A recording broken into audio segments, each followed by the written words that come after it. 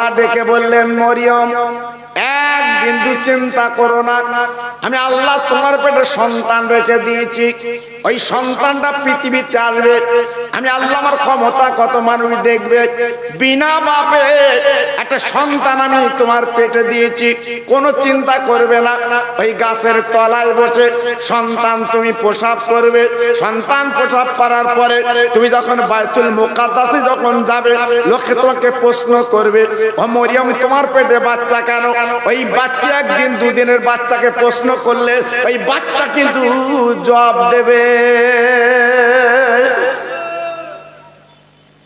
বাচ্চা উত্তর দেবে, বাচ্চা জবাব দেবে।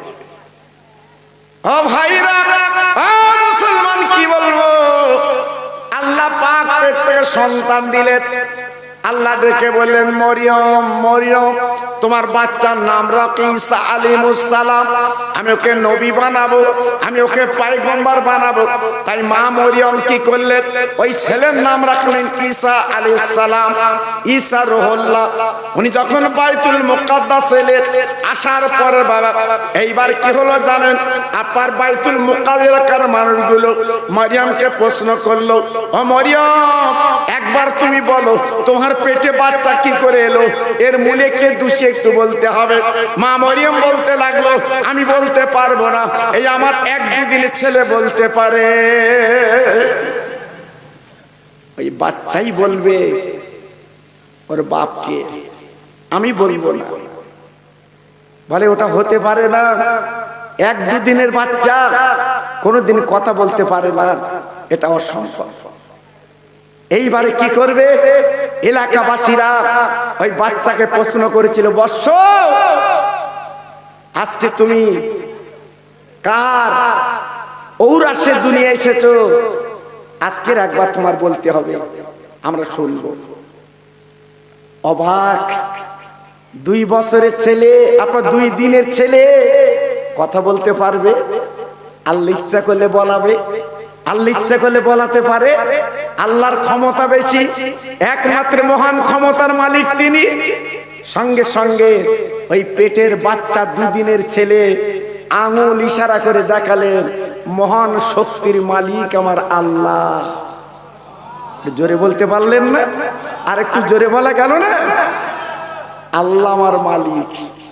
জি, সেই বাচ্চা বড় হতে হতে হতে হতে আল্লাহ পাক ওনাকে নবী দান করলেন, নবুয়ত দিলেন। উনি নবী হয়ে গেল। নবী হওয়ার পরে একদিন উনি রাস্তা দিয়ে যাচ্ছা, চিন্তা করছে, আল্লাহ আজকের আমার মতো মানুষকে তুমি নবী বানিয়েছো, তাহলে আমি তোমার বেশি ইবাদত বান্দেগি করি, আমি তোমার বেশি তাসবিহ তেলাওয়াত করি, আমি তোমার বেশি ডাকি। আল্লাহ পাক বললে, ঈসা আমি তোমার বিনা বাপে পাঠিয়েছি ঠিক, কিন্তু তুমি একটু পাহাড়ের দিকে যাও। আল্লাহর নবী গুটি গুটি পায় পাহাড়ের দিকে যেতে লাগলো। ওনার হাতে একটা লাঠি ছিল বাবা। ঈসা নবী দাঁড়িয়ে, বাবা সামনে পাহাড়ের পদতলে একটা পাথর দেখতে পেলেন, সাদা ধবধবে পাথর। ঈসা নবী বাবা পাথরে আঘাত, আপনার লাঠির আঘাত পাথরে করলেন। আল্লাহর কুদরত কে জানে, বাবা পাথরটা ফেটে 2 খণ্ড হয়ে গেল।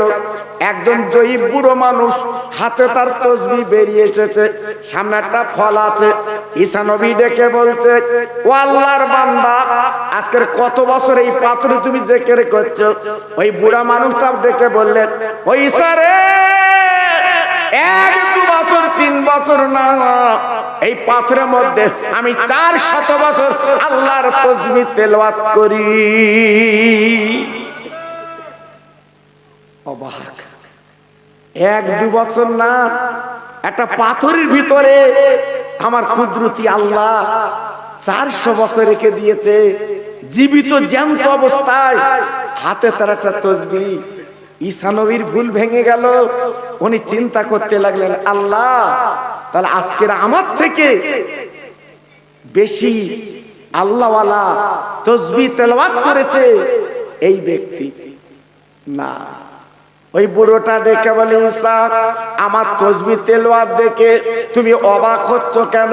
তুমি জানো না আমি 400 বছর আজকে তসবিহ পড়ি বলে আজকে তুমি এমন বলছো কেন?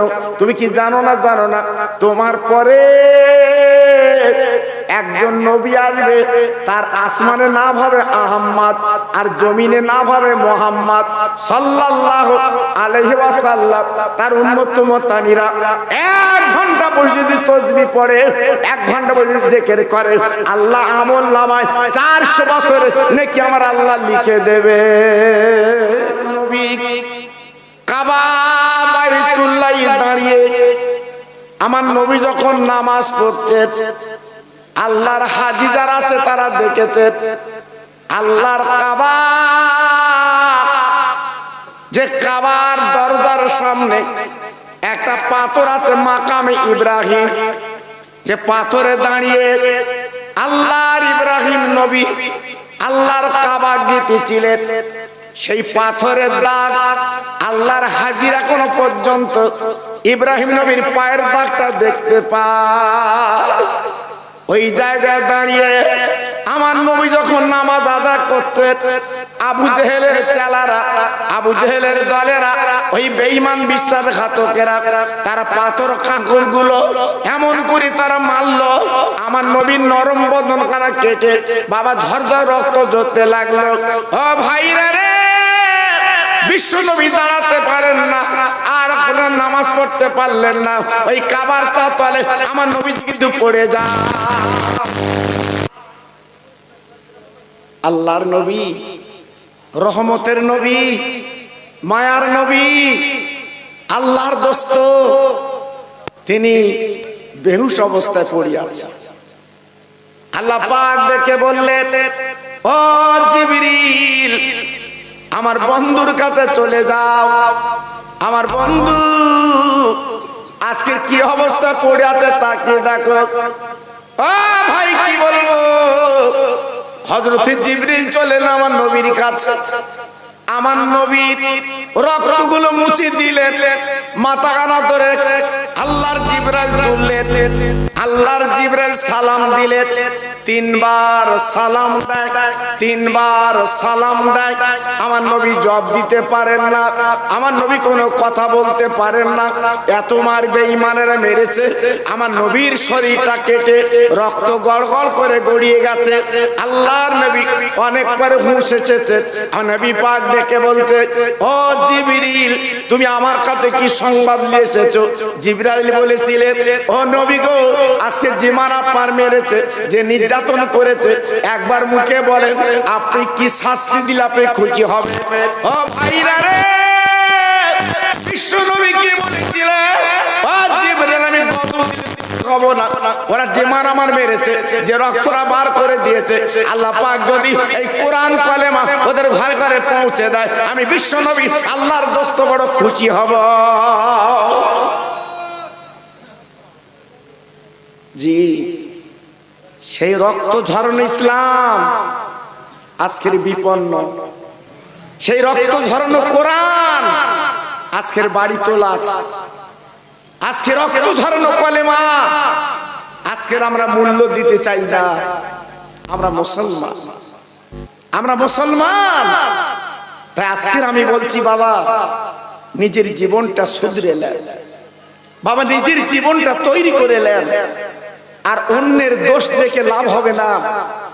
জি, একটু নিজের দোষটা একটু দেখুন। আজকের আমরা সকাল থেকে সন্ধ্যে পর্যন্ত অন্যের দোষ দেখার জন্য পাগল, কিন্তু একবার নিজের দোষ তো দেখি না।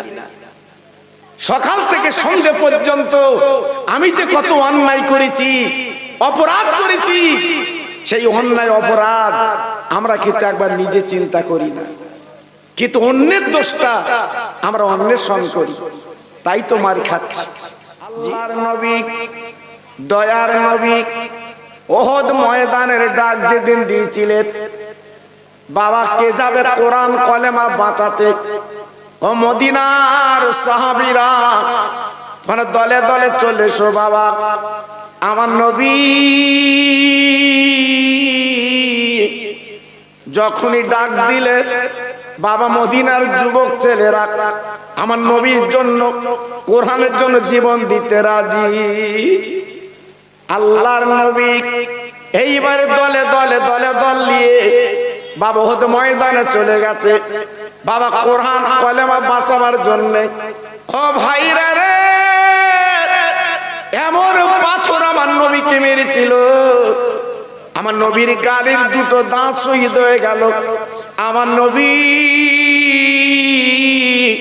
বাবা রক্ত গল গল করে বেরোচ্ছে, আমার নবী কথা বলতে পারে না। আমার নবী উহুদ ময়দানে পড়ে গেলেন, আমার নবী আর মধ্যে বাঁচবেন না। একদল মদিনার মুনাফিক মদিনার শরীফের উঠে দিয়েছে মুসলমানদের নবী তিনি নেই, মারা গেছে। এই কথাটা সমস্ত দিকে কিন্তু পৌঁছে দিয়েছে। একটাই খবর, আমার নবী নেই, আমার নবী নেই। এই খবরটা চতুর্দিকে পৌঁছে গেছে।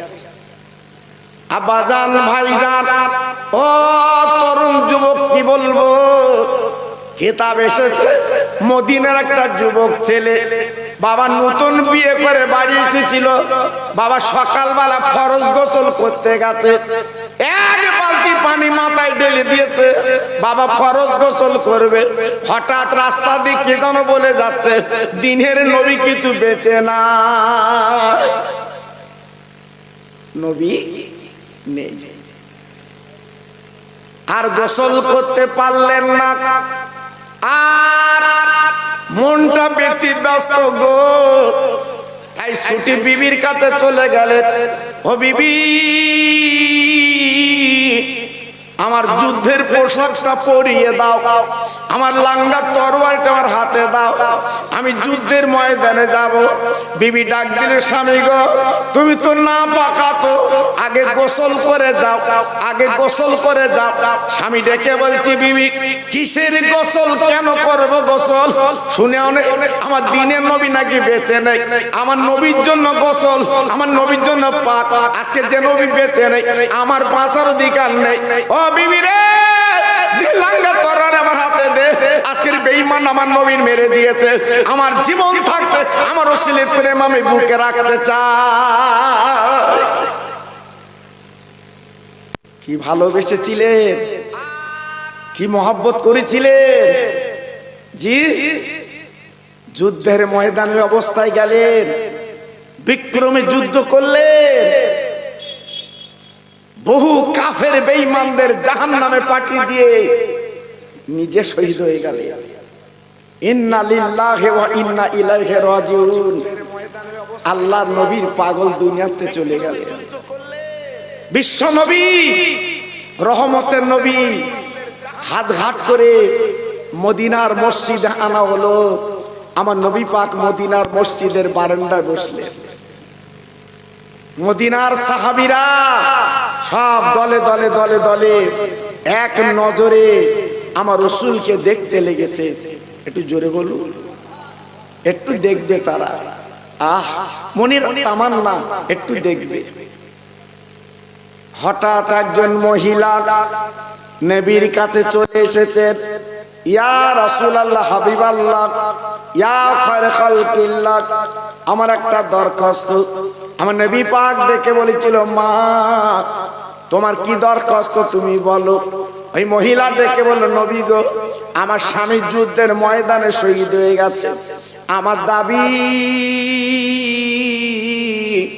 আপনি নিজে হাতে একটু গোসল দিয়ে মাটি দি। আমার নবী পাক ডেকে বলেছিলেন, ও মা, মা যুদ্ধের ময়দানে যারা দিনের জন্য জীবন দিয়েছে ওদের গোসল দিতে হয় না, ওই অবস্থায় কবর দেওয়া হয়। ও ভাইরা রে, ওই সাহাবীর বিবি ডেকে বলেছিলেন, নবী গো, আমার স্বামীর কেন গোসল দিতে বলছি জানেন? আমার স্বামী গত রাতে আপনার নাপাক অবস্থায় ওই যুদ্ধের ময়দানে বেরিয়ে গেছে। ও নবী, আপনি গোসলটা দিয়ে দিন। যেহেতু আমার স্বামী তো নাপাক, আমার নবী শোনার পরে কয়েকজন সাহাবীকে দেখলেন, বাবা তোমরা যুদ্ধের ময়দানটা তন্ন তন্ন করো, ওই সাহাবীকে আমার কাছে নিয়ে এসো, আমি নবী নিজে গোসল দিয়ে মাটি দিতে চাই। ও ভাই, এইবারে চলে গেলে সাহাবীরা সেই যুদ্ধের ময়দানে, যেখানে লাশের পর লাশ পড়ে আছে। আমার নবী অসুস্থ মদিনার মসজিদের বারান্দায় বসে আছে, বাবা লাশের পর লাশ পড়ে আছে, বাবা তন্ন তন্ন করলেন। বাবা করার পরে এইবারে চলে এসেছে আপনার ওই যুদ্ধের ময়দান থেকে নবীর কাছে সংবাদ দিয়েছে, ইয়া রাসূলুল্লাহ, হাবিবাল্লাহ নবী গো, আপনার ওই সাহাবীকে আমরা পেলাম না, যুদ্ধের ময়দান তন্ন তন্ন করলাম, পেলাম না। আমার নবী মনটা খারাপ হয়ে গেল, মাথাটা নিচু করে বসে গেল। আমার আল্লাহ পাক ডাক দিলেন, ও জিবরিল, আমার বন্ধুর কাছে তুমি চলে যাও, আমার বন্ধুর কানে কানে বলো, আমার বন্ধুর মনটা খারাপ হলে আমি আল্লাহ পাক নিজে সহ্য করতে পারি না।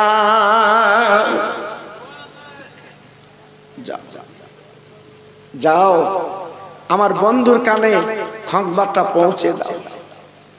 আসসালামু আলাইকা ইয়া রাসূলুল্লাহ, ইয়া হাবিবাল্লাহ, ইয়া খায়রে খালকিল্লাহ।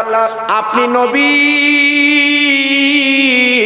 আপনি মনটা খারাপ করবেন না, আপনি বেজার হবেন না, আপনি ব্যতিব্যস্ত হবেন না।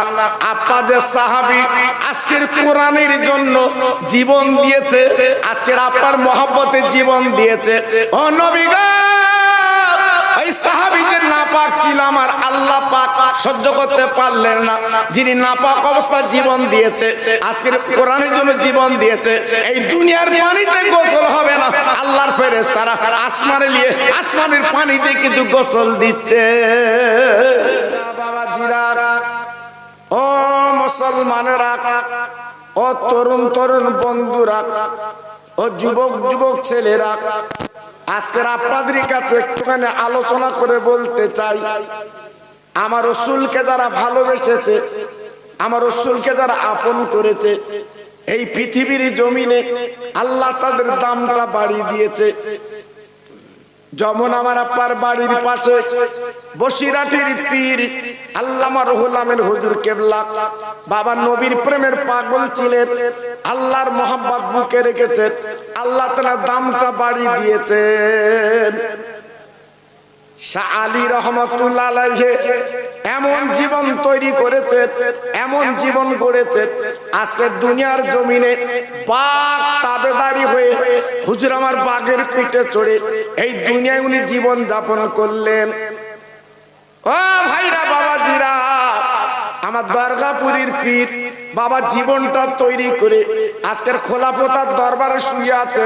আল্লাহ পাক কেমন সুন্দর জীবন করিয়েছিলেন, আমার নবীর প্রেমের পাগল হয়েছিলেন, তাই লক্ষ লক্ষ মানুষ বাবা তেনার ভক্ত বেনে যায়। যারা নবীকে চিনেছে, যারা নবীকে পেয়েছে, যারা নবীর ভালোবাসা অর্জন করেছে, আল্লাহ পাক তাদেরকে সুন্দর সম্মান ইজ্জত আল্লাহ পাক দিয়েছে। দুঃখ লাগে আমরা মুসলমান, আজকের সেই সম্মান ইজ্জত আজকের শেষ হয়ে যাচ্ছে, শুধু নাম কষ্ট আমরা মুসলমান। তাই দুঃখ লাগে সেই মুসলমান কই, যে মুসলমান আল্লাহ আল্লাহ রাসূলের প্রেমের পাগল হবে, আল্লাহকে চিনবে। দেখান আজকের আমাদের মধ্যে হিংসা, কলহ, দ্বন্দ্ব সব সময় লেগে আছে। জি, আমরা প্রকৃত মুসলমান হতে পারছি না।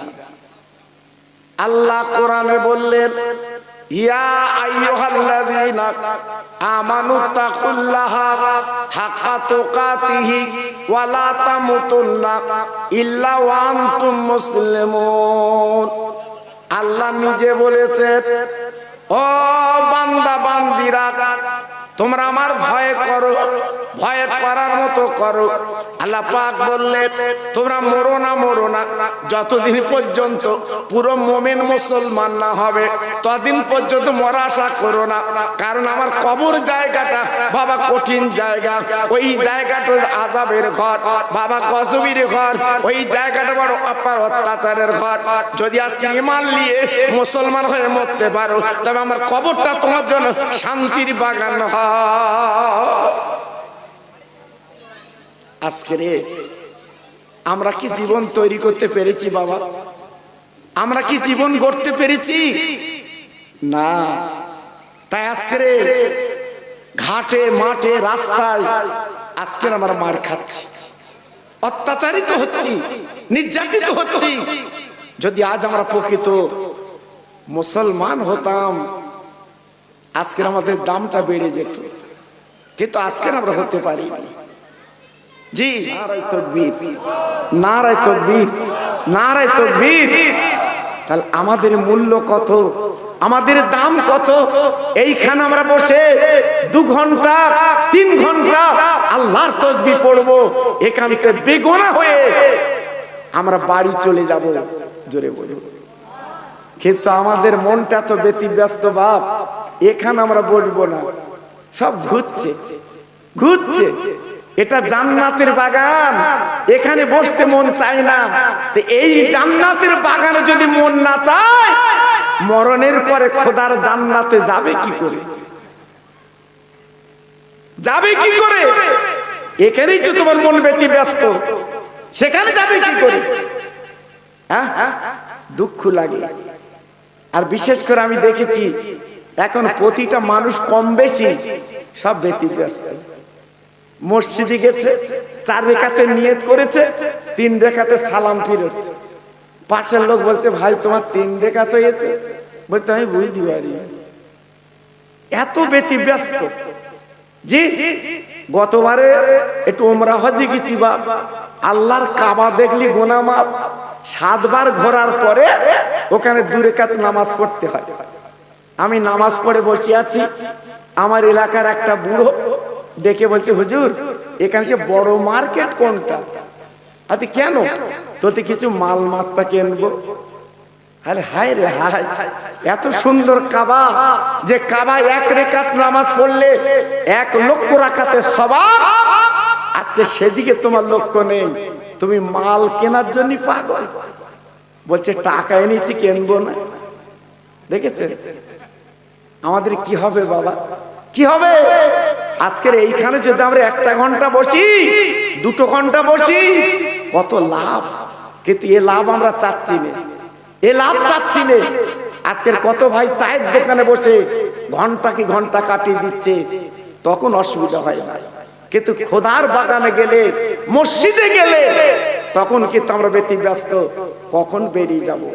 তাই আজকের আমি বলছি আপনাদের কাছে লাভ হবে না, একটু মরণের চিন্তা করুন। 2 দিন পরে কাফন পরবেন। এই শেরপুরের কত মানুষ আজকে দুনিয়া থেকে চলে গেছে কাফন পরে, তাদের অস্তিত্ব নেই বাবা, তাদের অস্তিত্ব নেই। ছেলে পর্যন্ত কবরে যায় না, মেয়ে পর্যন্ত কবরে যায় না। জি, একটু কবরটা জিয়ারত করে না। এমন কপাল বাবা, এমন নসিব। তাই তো আমি বলছিলাম আমার বসিরহাটের পীর কি কপাল করে গেছে। জান সকাল থেকে সন্ধ্যা পর্যন্ত শুধু মানুষ যে জিয়ারত করছে না কবর। জান উনি কি জীবন তৈরি করলেন, উনি কি জীবন করলেন। জি, আজকের হাজার হাজার মানুষ ওনার কবরটা জিয়ারত করছে। হ্যাঁ, জীবন তৈরি করেছে বলে এই দুনিয়ায় উনি ফল পাচ্ছে। জি, আল্লাহু আকবার। ওনার আওলাদ আজকে তারাও ফল পাচ্ছে বাবা, জীবিত অবস্থায় ফল পাচ্ছে বাবা। তাই আজকে আমি বলছি বাবা, আল্লাহ যে কোরআনে বলেছে ওয়ালা তামুতুন্না ইল্লা ওয়া আনতুম মুসলিমুন, তোমরা মরো না যতক্ষণ পর্যন্ত পুরো মুসলমান না হবে। একটু জোরে চিল্লে বলুন সুবহানাল্লাহ। মুসলমান হন, লাভ হবে। যাক, আমি ওদিকে যাচ্ছি না। আপনাদের কাছে আমি যে মেন বক্তব্য একটু রাখবো আপনাদের কাছে, একটুখানি আপনাদের বুঝিয়ে দিলাম যে মরণের কথা আমাদের প্রত্যেককে স্মরণ করতে হবে, একটু মনে করতে হবে। রহমতের নবী তিনি গরিব ছিলেন।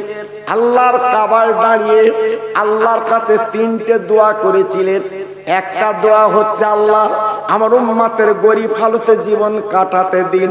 আর 2 নম্বর হচ্ছে, আল্লাহ কিয়ামতের ময়দানে আমার উম্মতের বিচারটা তাড়াতাড়ি করে দিন। আর একটা দাবি হচ্ছে কি, আল্লাহ আমার উম্মতের হায়াতটা আপনি কম করে দিন। এই তিনটে দাবি করেছিলেন। একটা দাবি হচ্ছে আমার গরিব হালতে জীবন কাটাতে দিন, আর আপনার হায়াতটা কম করে দিন, আর কিয়ামতের ময়দানে আগে বিচারটা করে দিন। আল্লাহর জিবরিল চলে এলেন, ও নবী আপনি এমন চাওয়া চাইছেন কেন, ব্যাপারটা কি, কারণটাকে একটু বলতে হবে। আমার নবী পাক ডেকে বলেছিলেন, ও জিবরিল আমার উম্মত মুতানিরা যদি অল্প হায়াত পায় ওরা গুনাহ কিন্তু কম করবে, কিয়ামতের দিন মুসিবতের সময় আমি ওদের শাফাত করে জান্নাতে পৌঁছে দিতে পারবো। ও ভাইরা রে, 2 নম্বর দাবি গরিব হালতে জীবন কাটাতে দিন। আমার উম্মত মুতান যদি গরিব হয় বেশি আল্লাহর নাম নিতে পারবে। আরে আল্লাহ যত তোমার নাম নেবে তুমি তত খুশি হবে। আল্লাহ পাক তাই ডেকে বললেন, ও নবী আমি তোমার দোয়া কবুল করে নিলাম। আর কিয়ামতের ময়দানে মাথার উপর সূর্যের দাঁড়াবে, যেদিন জমিন পুড়ে তামা হবে, ওই দিন আমার উম্মতরা কি করবে, সহ্য করতে পারবে না। আয় আল্লাহ তাদের বিচারটা তাড়াতাড়ি করে দিতে হবে। আমার আল্লাহ পাক ডেকে বললেন, ও বন্ধু তুমি কেঁদো না, কেঁদো না, আমি তোমার দোয়া কবুল করে নিয়ে সকলের আগে তোর উম্মতের বিচার আমি আগে করব। আর একটু জোরে বলা গেল না? সেই নবী কত গরিব হালতে জীবন কাটিয়েছে, কত কষ্ট অবস্থায় জীবন কাটিয়েছে। আপনারা তো জানেন, আলেমদের মুখে শুনেছেন, জি আজকের কত কষ্ট করে জীবন যাপন আমার নবী করেছে। একটু চাইলেই কিন্তু পেত, কিন্তু চাননি, আল্লাহর কাছে চেয়ে তিনি নিয়েছে। আজকের ভেবেছেন আমরা যে নবীর উম্মত বলে দাবি করি, আজকের আমরা উম্মতের কাজ কি করছি? হচ্ছে না তো। তাই আপনাদের কাছে দাবি করছি, একটু ফিরে আসুন, একটু চলে আসুন, আপনাদের লাভ হবে। আল্লাহর নবীর মেয়ে তিনিও ছিল গরিব, হাসান হোসাইন তিনি ছিল গরিব, হযরত আলী উনি ছিল গরিব। একদিন বাবা নবীর নাতি দুটো কাঁদতে কাঁদতে মদিনার মসজিদে চলে এসেছে। নানাজি গো আমাদের পেটে দেখেন ক্ষুধা, আজকে 3 দিন কেটে গেল আমাদের উনুনটা জ্বলে না, একবার আমাদের পেটের দিকে তাকিয়ে দেখুন। আমার নবী কি করলেন, 2 নাতির কোলের মধ্যে নিয়ে আল্লাহ নবী 2 গালে চুমা দিলেন। দয়ার নবী যখন চুমা দিয়েছে, হাসান হোসেন কাঁদে কেঁদে বলতে লেগেছে, ও নানা আমাদের গালে চুমো দেবেন না, আজকে আমাদের পেটে বড় ক্ষুধা, আমরা খেতে পাচ্ছি না, কি করব। ও ভাইরা রে, দয়ার নবী আল্লাহর দোস্ত এইবার নিজের জামা আগলা করে দিয়েছেন গো। ইমাম হাসান হোসেন তাকে দেখে, আমার বিশ্ব নবীর পেটে বাবা 2টো পাথর বাঁধা রয়েছে। আল্লাহর নবীর পেটে, বিশ্ব নবীর পেটে পাথর, বাবা রহমতের নবী, দয়ার নবী আর দেরি করতে পারলেন না। ওই হাসান হোসেন তাকে ঝরঝর করে কাঁদতে লাগলেন, বাবা চোখের পানিগুলো ফেলতে লাগলেন, আর বলতে লেগে গেলেন, আয় আল্লাহ, আয় আমার নানা আজকের আপনার পেটে পাথর বাঁধা কেন? ও ভাইরা রে, আমার আব্বার নবী রহমতের নবী ডেকে বলেছিলেন, ও আমার নানু ভাই আজকের 7টা দিন কেটে গেল, আমি অনাহার জীবন চলে যাচ্ছে। আল্লাহ নবী নাতি বলেছিলেন, ও নানা একবার আল্লাহর কাছে বললে আল্লাহ তো জান্নাতে নাস্তা দিতেন। আমার নবী পাক উত্তর দিয়েছিলেন, না না না, আমি জান্নাতে নাস্তা খাবো না, কিয়ামতের ময়দানে আমার গরিব উম্মতের জান্নাতে পৌঁছে দিতে চাই। কি বুঝলেন? আজকে সেই নবীর ওয়াদা, সেই নবীর কথা আজকের আমাদের ভালো লাগে না, জি। তাই আজকের আমরা মুসলমান বড় ব্যতিব্যস্ত বাবা, বড় ব্যতিব্যস্ত বাবা। এই জন্য তো আজকে দুঃখ লাগে, আজ আমরা কোথায় বাবা? আমরা কোথায়? জি, তাই আজকে আমি আপনাদের কাছে অনেক বিনয় করে বলছি, বাবা এখনো পথ আছে, এখনো রাস্তা আছে, একটু চিন্তা করুন। বালিশে মাথা দিয়ে মরণের পরে চিন্তা করলে কেউ তোমার আমার পাশে দাঁড়াবে না। আল্লাহর নবীর নাতি দুটো বাড়ি চলে গেলেন। মা ফাতেমা ঝরঝর করে কাঁদতে লাগলেন। আলী হুজুর বারান্দা ঘুমিয়ে আছেন। নবীর মেয়ে হযরত আলীকে ডাকলেন, স্বামী আমার জলদি করে উঠুন, আমার হাসান হোসেন কাঁদছে, আমি চোখের পানি মোছাতে পারছি না। হযরত আলী উঠে গেলেন, ও ফাতেমা আমি ঘুমাইনি, আমি চিন্তা করছি আমার মানিকের চিন্তা। আমি বাপ, আমি জন্মদাতা পিতা, ওদের ক্ষুধার জ্বালা মিটাতে পারি না, আমার আজকে কি করব কি হবে এই চিন্তা করতে লেগেছি। ও ভাইরা রে, বিশ্ব নবীর মেয়ে এক বিন্দু দেরি করতে না পেরে বাবা ঘরের মধ্যে যে বাবা একটা ওড়না ছিল ফাতেমার বিয়ের সময়, বাবা যে ওড়নাটা দিয়েছিল সেই ওড়নাটা বার করে বাবা স্বামীর হাতে তুলে দিয়েছে। স্বামী গো, এই ওড়নাটা মদিনার বাজারে চলে যান, আপনি বিক্রি করে জলদি করে কিছু খাদ্য আনুন, আমার নয়নের তারা হাসান হোসেন আমি ক্ষুধার জ্বালা নিবারণ করতে চাই।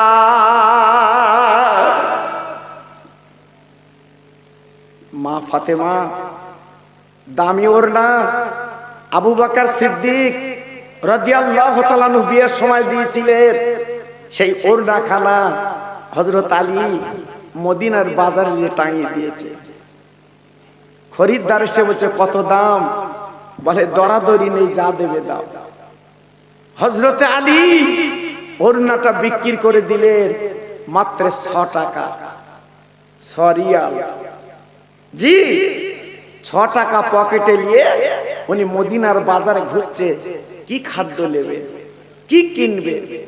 ঘুরতে ঘুরতে তাকিয়ে দেখে একটা ফকির, উস্কো খুস্কো চুল, পত্তালি দেওয়া জামা, রাস্তার কিনারে দাঁড়িয়ে বলছে, আলী আমি 3 দিন ভুকা, আমার ক্ষুধার জ্বালা একটু মিটিয়ে দাও। আল্লাহর আলী মনটা ছিল নরম, মনটা ছিল কোমল, আর দেরি করলেন না। ওই গরিব দিনদুগি ফকিরকে 3 দিন ভুকা বাবা 6 টাকা ওড়না বিক্রি করেছে, 2 টাকা দান করে দিলেন। ও ফকির এই লাও তুমি 2 টাকা লাও। ফকির 2 টাকা নিয়ে শুকর আদায় করে চলে গেলেন। আল্লাহর আলী আবার যেতে লাগলেন। যেতে যেতে যেতে যেতে সামনে তাকে দেখে আরেকজন ফকির দাঁড়িয়ে আছে। ও আলী, তুমি নরম কমল গোছের মানুষ, তুমি না আল্লাহর নবীর জামাই, আজকের আমি 3 দিন ভুকা, আমার কিছু খেতে দাও, আমার বড় পেটে বড্ড ক্ষুধা। ও ভাইরা রে, আলীর মনটা ছিল নরম কমল, আর দেরি করলেন না। ওই ফকির ক্ষুধার্ত মানুষকে উনি 2 টাকা দান করে দেয়। বাবা 6 টাকা বিক্রি, দেখেন এমন দাতা কি আছে বাবা, এমন দানি কি আছে। প্রথম 2 টাকা দিয়ে দিয়েছে, আবার 2 টাকা দিয়ে দিলেন। বাবা কাছে আছে 2 টাকা। একবার লক্ষ্য করুন, 3 দিন আজকের বাচ্চাগুলো খাবা না বাবা, ক্ষুধা জ্বালা জট, তারা পেট ধরে গড়াগড়ি দিচ্ছে, কিন্তু এমন দাতা কি আছে বাবা। 6 টাকা বিক্রি হয়েছে বাপ, 2 টাকা করে 6 টাকা 4 টাকা দান করে দিয়েছেন, আর কাছে আছে 2 টাকা। কি মানুষ, হ্যাঁ কি মানুষ। আল্লাহু আকবার। শুধু চিন্তা করছে কি কিনবো। সামনে মিষ্টির দোকান, হযরত আলী চলে গেলেন দোকানে, কিছু মিষ্টি কিনবেন। বাবা কেনার জন্য চলে গেলেন। দোকানদারকে বললেন, ও দোকানদার আমার 2 টাকা পুঁজি, বাবা 2 টাকার মিষ্টি কিনবো। এই বলার পরে ওই আলী হুজুর দেখতে পেলেন ওই দোকানের পাশে একজন কম্বল মুড়ি দিয়ে একটা ফকির বাবা বসে আছে। বাবা কম্বলটা ফেলে আলীর সামনে দাঁড়িয়ে গেলেন, ও নবীর জামাই গো, তুমি কি কিনছো বাবা? আমও কিন্তু 3 দিন ভুকা। কি অবস্থা, দুটো ফকিরকে দিয়ে এসছেন, আবার দেখেন কি অবস্থা, ইনি বলছে ফুকা। আল্লাহর নবীর জামাই হাসান হোসেনের বাপ বাবা শেরে খোদা, আর উনি কিনতে পারলেন না। ও ভাইরা রে, আল্লাহ কোরআনে বলে দিয়েছে, ও আম্মা সাইলা ফালা তানহার, সাইলকে যেন ফিরিও না। এক বিন্দু দেরি না করে ওই ফকিরকে 2 টাকা দিয়ে দিলে। কি বুঝলেন? বসিরহাটের বাজারে গেছেন, কেউ যদি চায় আমরা দেবো, হ্যাঁ, যদিও 2 টাকা দে, অন্তত 200 কথা শোনাবো। চাষ কেন, কোথায় বাড়ি, এরকম অবস্থা কেন? জি, সে এক কাঁড়ি কথা, কেন 2 টাকা দিবি, অত কত বলার কি দরকার? জি, আল্লাহর ফকির অনেক সময় পরীক্ষা করে, আপনি বুঝবেন না। হযরত আলী 3 জনকে দিয়ে দিয়েছে। কি অবস্থা বাড়ি, এই বাড়িতে কি অবস্থা, ওদিকে তাকালেন না। আল্লাহকে রাজি করব, জোরে চিল্লে বলো। আর একটু জোরে বলতে পারলেন না? আল্লাহর পাগল ফিরে আসছে, হযরত আলী ফিরে আসছে। আস্তে আস্তে তাকে দেখে পথের মাঝখানে সাদা ধবধবে একটা উট বাঁধা আছে। বাবু উটের লগাম ধরে দড়ি ধরে দাঁড়িয়ে আছে। জিজ্ঞাসা করছে, ওয়ালি বাবা, তুমি আমার উটটা কি কিনতে পারবে? আমি বিক্রি করতে এসেছি। আলী হুজুর ডেকে বললেন, ও উটওয়ালা, আমার কেনার মতো ক্ষমতা নেই। আমি আলী খালি, আমি 6 টাকা বিক্রি করেছিলাম। আমার গিন্নির ওড়না আমি 3 জনকে দান করেছি। আমি খালি, আমি আলী এখন খালি, আমার কাছে পয়সা নাই, আমি উটটা কিনতে পারবো না। ওই উটালা ডেকে বলছে, ওয়ালি তুমি ধারে কিনে নাও, পয়সা কোন লাগবে না। যখন তোমার হাতে পয়সা আসবে তুমি আমাকে দিয়ে দেবে। আলী বলছে, কত? বলে 100 টাকা, 100 রিয়াল। বলে দাও। ও ভাইরা রে,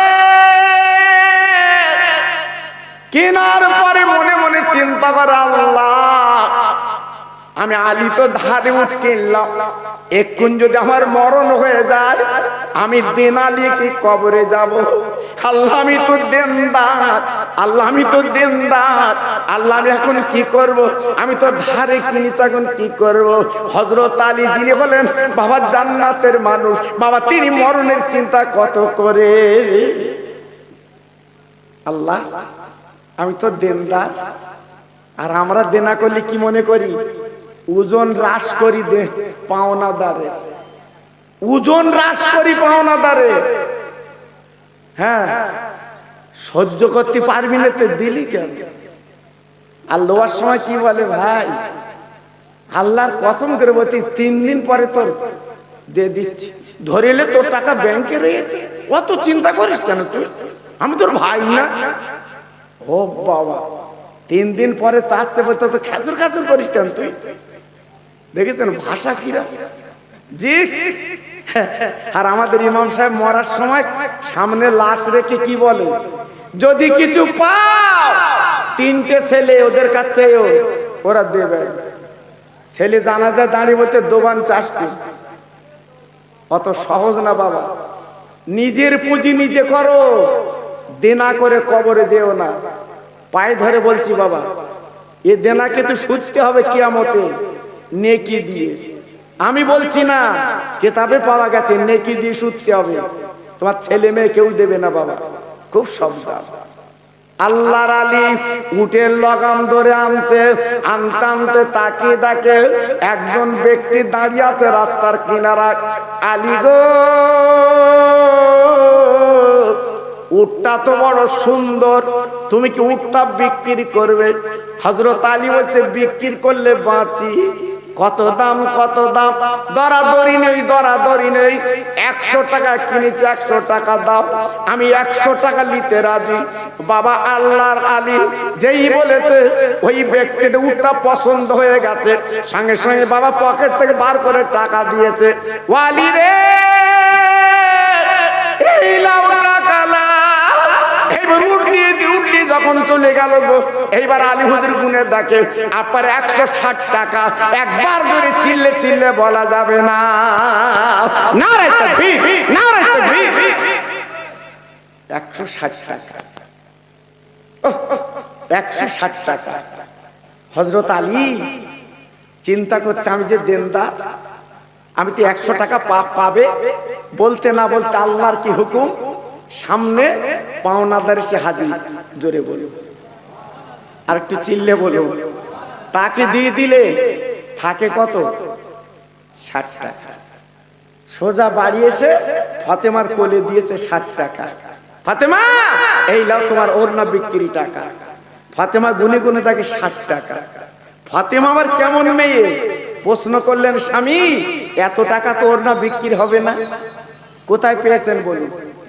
দেখেন মেয়ে কারে বলে, বাবা বউ কারে বলে, দেখেন এত টাকা কোথায় পেয়েছেন? আমার ওড়না বিক্রিতে এত হবে না।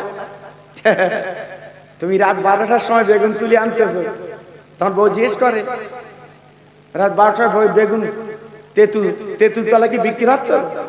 হ্যাঁ জি, আল্লাহ জি, শুধু আনো খাবো, জি আনো খাবো।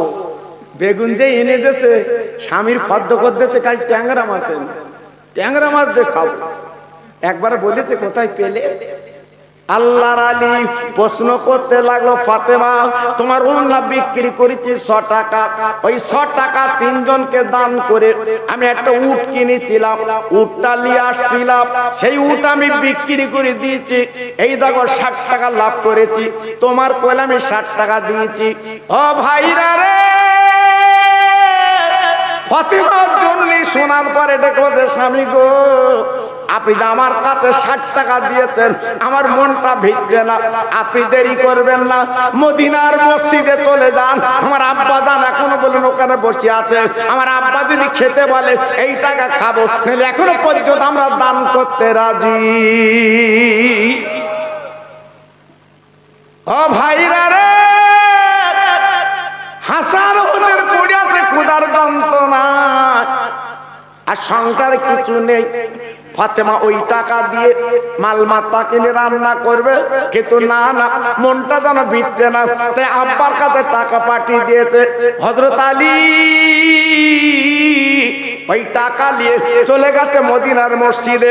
আসসালামু আলাইকা রাসূলুল্লাহ, হাবিবাল্লাহ, আমি আলী আব্বার কাছে হাজির। আমার নবী ডাক দিল, বাবা আলী, ওয়া আলাইকুমুস সালাম। বাবা আলী খবর কি, বাবা আলী খবর কি? ইয়া রাসূলুল্লাহ, হাবিবাল্লাহ, এই দেখেন গুনে দেখেন, আমার নবী পাক গুনে গুনে দেখে 60 টাকা। প্রশ্ন করে, বাবা আলী এত টাকা তুমি কোথায় পেলে এই দুরবস্থার মাঝখানে? আল্লাহর আলী সব কথা খুলে খুলে বলে দিয়ে দিলেন। আই নবী গো, আপনার মেয়ের একটা ওড়না ছিল, আমি মদিনার বাজারে ওড়নাটা টাঙিয়ে দিয়েছিলাম। একজন খরিদ্দার ওই ওড়নাটা কিনলো 100 টাকায়। ওই 100 টাকা আমি পকেটে নিয়ে আমি 3টে ফকিরকে দান করেছি 100 টাকা। আয় আল্লাহর নবী, আজকে আমি যখন বাড়ি আসছিলাম একটা উট কিনেছিলাম, সাদা ধবধব দেখতে চমৎকার। ওই উটটা 100 টাকায় কিনে আমি বাড়ি আনছিলাম, একটা খদ্দের মিলে গেল, আমি 160 টাকা বিক্রি করেছি। 100 টাকা মিটিয়ে এই দেখেন 60 টাকা। ও ভাইরা রে, ও শেষপুরে তরুণ বন্ধুরা, যুবকেরা, ও মা বোনেরা, বেটিরা, আমার নবী পাক কি করলেন? আলীর গলাখানা জড়িয়ে বাবা বুকের মধ্যে তুলে নিলেন। আর আমার নবী পাক দেখে বলেছিলেন, আলী গো, একবার শোনো শোনো, আজ তুমি কি কাজ করলে বাবা, আজ তুমি কি কাজ করলে বাবা? আলী হুজুর চমকে গেলেন, হুজুর আমি কোন অন্যায় করেছি? আমার নবী পাক দেখে বলে, বাবা আলী নারা, তুমি ওড়নাটা আজকে টাঙিয়ে দিয়েছিলে, আমার মেয়ের ওড়না ওই মদিনার বাজারে টাঙিয়ে দিয়েছিলে। ও আলী রে, আমার মেয়ে হবে আল্লাহর জান্নাতের রানী, আল্লাহ পাক বেহেশতের রানী বানাবে। আজকে তার ওড়না এই মদিনার কোন মেয়ে ব্যবহার করবে, আল্লাহ পছন্দ করলেন না। মদিনার কোন বউ, মদিনার কোন মেয়ে আমার ফাতেমার ওড়না ব্যবহার করবে, আল্লাহ পছন্দ করে না। তাই জিবরাইলকে পাঠিয়ে দিলেন 100 টাকা দিয়ে, ও জিবরিল, জলদি করে ওড়নাটা কিনে আনো, ফাতেমার ওড়না আমি জান্নাতে টাঙিয়ে রাখবো। জোরে বলতে পারলেন না? আর একটু চিল্লে বলা গেল না? ওয়ালি, তোমরা যে 3 দিন ভুকা 6 টাকা বিক্রি করে রাস্তায় ঘুরছিলে, কি কিনবে? ওই 3টে ফকির, অন্য কেউ না, আল্লাহর ফেরেশতা তোমাদের পরীক্ষা করছে। সংসারের মায়া বেশি না কোরআনের মায়া বেশি? যেহেতু কোরআনে বলা আছে ও আম্মা সাইলা ফালা তানহার, সাইলকে ফিরিয়ে দিও না। আলী, তুমি 6 টাকা 3টে ফকিরকে দান করেছো, আমার আল্লাহ খুশিতে বাগ বাগ হয়ে গেছে। জি, আলী যিনি উঠলিয়ে দাঁড়িয়ে ছিল, উনি অন্য কেউ না, উনি হচ্ছে আল্লাহর ফেরেশতা জিবরাইল। একটু জোরে বলুন, আর একটু চিল্লে বলুন। আলী গো, আবার যিনি উটটা কিনে নিয়ে গেল, উনি অন্য কেউ না, উনি হলো আল্লাহর ফেরেশতা মিকাইল। পরীক্ষা করছিল, তোমার পরীক্ষা করছিল। সংসারে আগুন জ্বলে না, উনুন জ্বলে না, কিভাবে সংসার তোমার চলছে? আল্লাহ পাক পরীক্ষা করছে এই অবস্থায়। আমাদের পরীক্ষা করে বাবা। হ্যাঁ, 10 কাঠা জমিতে যখন পটল 6 মণ 7 মণ করে ওঠে, জি, যখন চাচা যখন নিয়ে যায় ভ্যানে করে, লোকজন জিজ্ঞেস করে চাচা কত রয়েছে? বলতেছে 10 কাঠা জমিতে 6 মণ করতে হয়। জি, পরের বছর চাচা করেছিল 2 বিঘে জমি, সব জিজ্ঞেস করছে চাচা কত হয়েছে? বলতে সব শেষ। দেখেছো, দিয়ে ধন দেখে মন, কেড়ে নিতে কতক্ষণ? চোখের পলক মারতে দেবে না, এই মিলাদ উঠতে দেবে না তোমার। এ ক্ষমতা আল্লাহর আছে না নেই? আরে কথা বলে না কেন, আছে না নেই? খুব তো মাতবাড়ি করো বাবা। বসিরহাট হসপিটালে যেয়ে দেখো কত টাকাওয়ালা নাকে নল দিয়ে শুয়ে রেখে দেখে। ক্ষমতার মালিক আমার আল্লাহ, সবকিছু তিনি পারে বাবা। এই জন্য বলছে অহংকার গর্ব করতে নাই। আল্লাহর নবী ডেকে বললো বাবা আলী, যিনি উট কিনি লেগেল উনি মিকাইল ফেরেশতা, আবার যিনি টাকা লেগেল হলো জিবরাইল। আলী রে, এই টাকা তোমরা খাবে? তা আসল কথা বলে দেই, কিয়ামতের মুসিবতের ময়দানে জান্নাতের দরজার কাছে ওই উটটা বাঁধা থাকবে। আমার মেয়ে কলিজার টুকরা ফাতেমা ওই জান্নাতের দরজার পাশে উটির পিঠে বসে ওই জান্নাতে অনুমতি দেবে।